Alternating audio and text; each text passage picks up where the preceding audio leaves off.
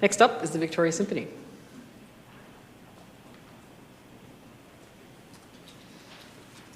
Welcome. Hello, everybody. My name is Matthew White. I'm the CEO at the Victoria Symphony.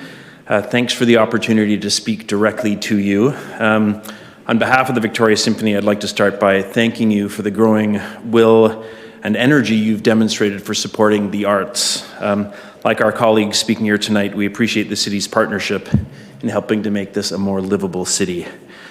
More specifically, I'd like to thank you for your significant recent pledge of financial support to bring back Symphony Splash on the barge over the August long weekend.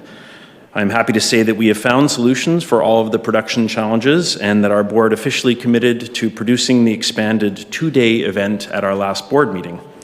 Bringing an event of this scale back would absolutely not have been possible without this scale of government support. We look forward to demonstrating the economic and cultural benefits of your investment with a post-event impact study undertaken in collaboration with Destination Greater Victoria.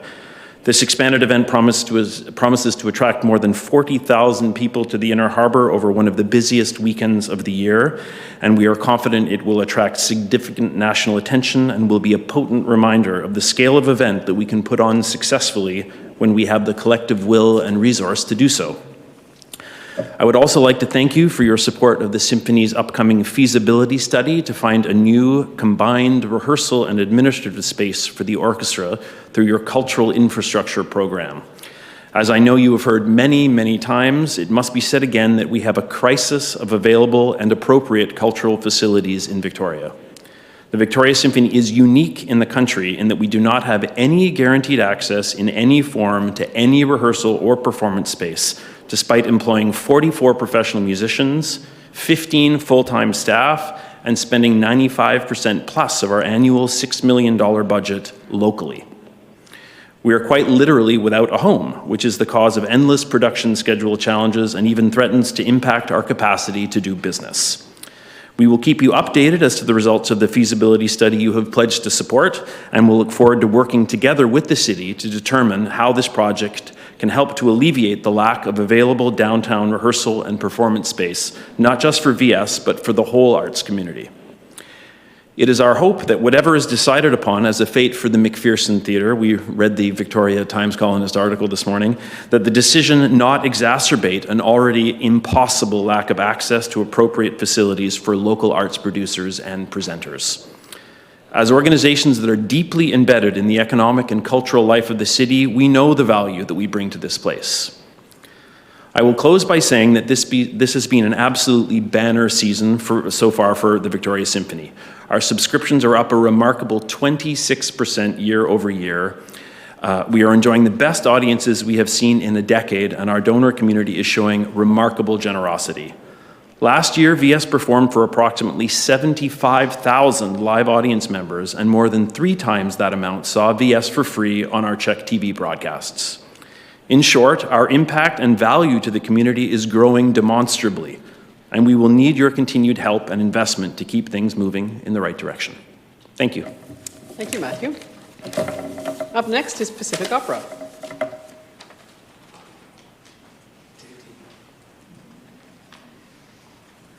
Welcome. Thank you, Mayor and Council. My name is Ian Rye. I have the privilege of serving as the CEO of Pacific Opera, and it's a great, honestly, a pleasure to be able to speak to the impact that the City of Victoria is having in the music and the arts community. You know, the foundational work of Create Victoria and the Music Victoria strategy have built incredible capacity, and as Matthew's just spoken, we're seeing the results now. So I want to commend Council for your insight, your courage, and your partnership. We do come here as your partners in delivering cultural service to citizens of our community. I will learn the button. Hey. So some of the impacts that you're having. You know, Pacific Opera itself, with your support, employs over 200 artists every year. These artists are working and creating in our community and around our community for audiences. This is pictures of our civic engagement artists, you know, who delivered over 150 pop-up performances last summer on street corners and from kayaks. You know, you're also supporting hundreds of arts workers. This is a photo from our production shop just a few blocks north of here in Rock Bay. Pacific Opera creates all of its own productions from scratch and is, in fact, I'm happy to share, in partnership with Pacific Opera, are the largest exporter of opera productions in Canada.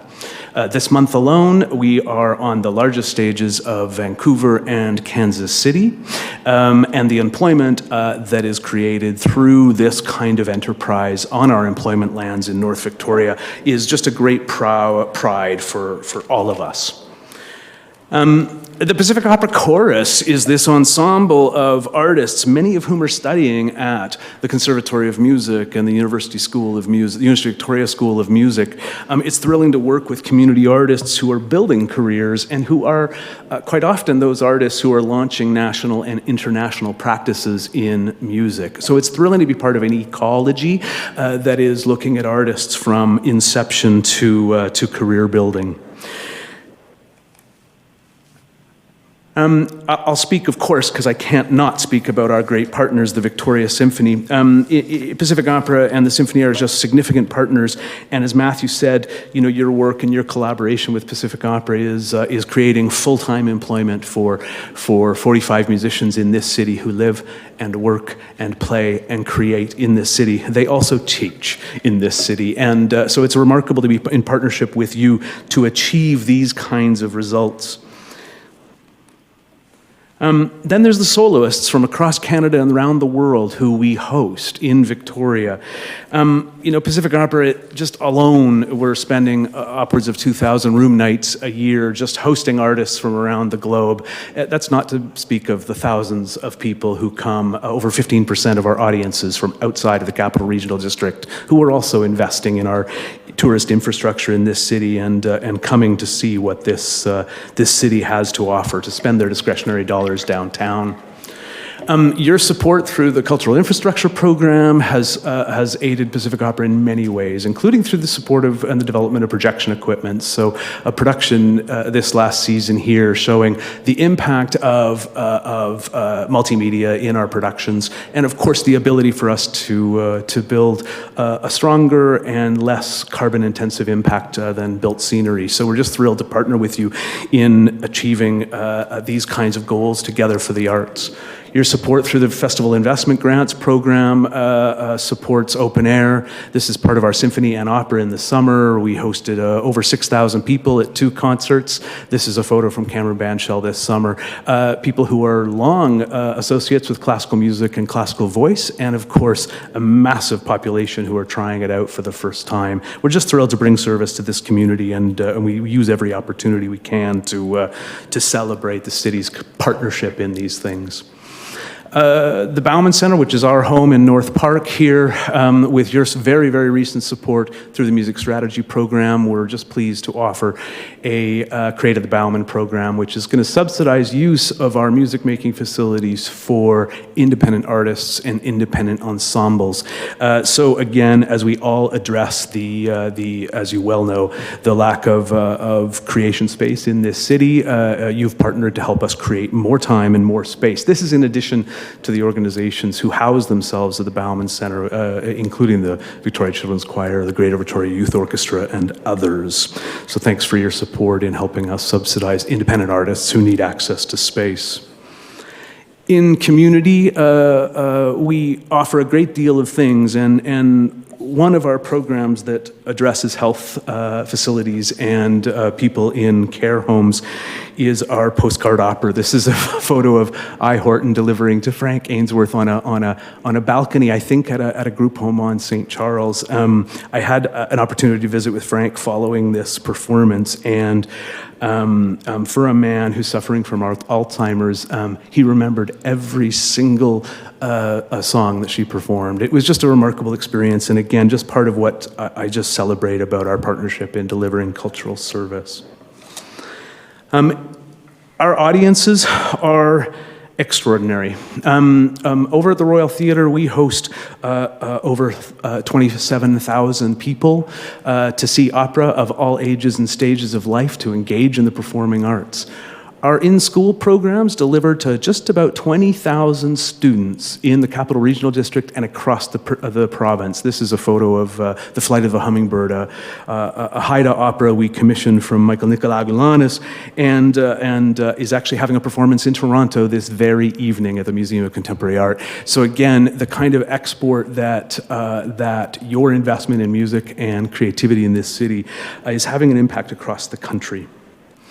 Our other work with youth includes our Living Opera, which are all free classroom programs, and our opera camps, where youth and children write, create, produce, and perform their own opera. It's been thrilling to play a role ever since the establishment of the Bauman Center, to play a bigger and bigger role in the lives of our young people. And it's just super exciting to see the development of young artists and young audiences at all parts of our activities. In closing, I do, of course, want to continue to encourage Council to think deeply about arts policy, to continually seek out the information you need from us about the health, the educational, and the economic benefits of being in partnership with arts and culture. This is an ecosystem, and it's going to take all of us to continue to raise this child. As your partners in delivering cultural services, we are the organizations that will leverage philanthropy multiple times over. As you well know, it's a business model that colleagues in the not-for-profit sector have spoken already of, and we really do rely on your investment in order to leverage and to be able to claim a partnership with individuals and philanthropic families in the community. This city is known for its art. I can only speak for the opera, but did you know that this is the 4th largest opera company in Canada, in the 15th largest regional district in Canada? You are an arts town, and I know, and I am so grateful that the courage of Council to build the strategies around arts and music. It's been thrilling to play a part of it. And lastly, I just want to encourage Council to be entrepreneurial in regard to the performing arts facilities. You know, we support you entirely in seeking further financial contributions from our sister municipalities in support of the McPherson, in support of the Royal. We must invest more in this critical arts infrastructure. As a nonprofit sector, we will be with you. We are pledged, several of our organizations have pledged, we will produce more. We will create more content, more artistic experiences for our citizenry if we can continue to invest in these facilities and make sure that they are sustainable for all kinds of artistic practice. We will play our role. We have already been playing our role. We're all shouldering much more significant costs, making much more significant contributions to the Royal Theatre and the McPherson Theatre in our use of those facilities. We will continue to partner with you. We know we have a role to play. I will say that I am looking for this council and all of our sister councils across the region to increase their investment in these facilities. It's a critical moment in time for the arts in this city, and I think at this inflection point, we know that the many arts organizations delivering cultural services need this infrastructure. Thank you all. Appreciate your time.